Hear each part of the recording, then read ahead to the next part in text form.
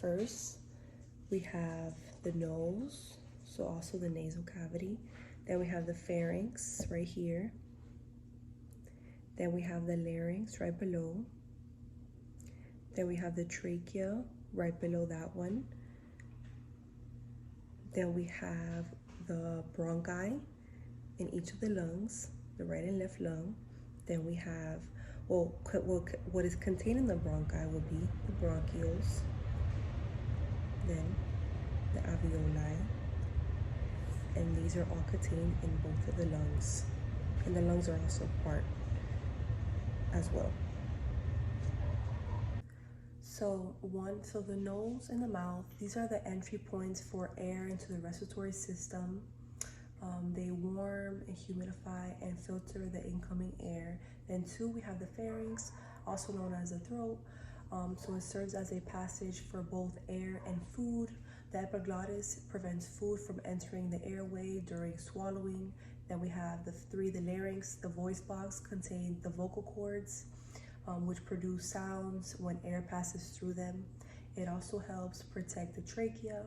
Then we have the trachea, number 4, the windpipe, a tube that carries air from the larynx to the bronchi.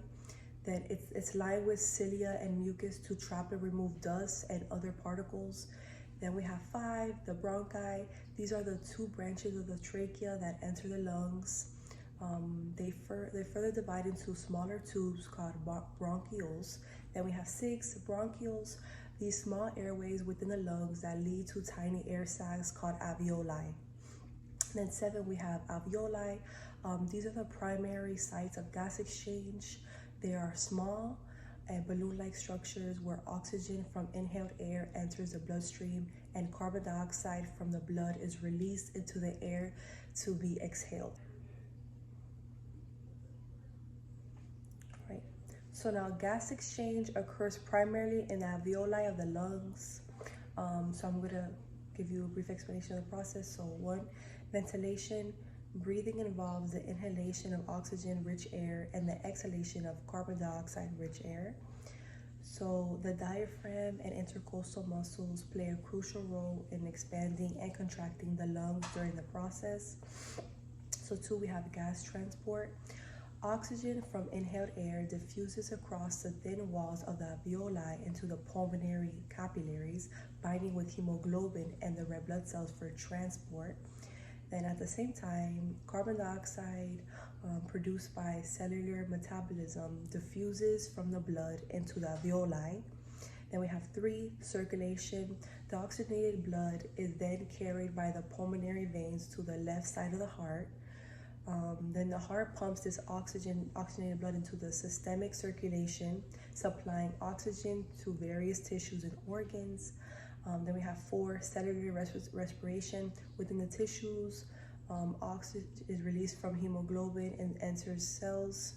Cellular metabolism produces carbon dioxide as a byproduct, which is then transported back to the lungs via the bloodstream. Then 5, we have gas exchange in the tissues. So in the capillaries of systemic tissues, oxygen is diffused by the blood into the cells, while carbon dioxide produced by cellular respiration diffuses into the bloodstream. Right, so some of the respiratory system, it facilitates the exchange of oxygen and carbon dioxide between the external environment and the body cells to ensure the delivery of oxygen from cellular functions and the removal of carbon dioxide, a waste product of metabolism.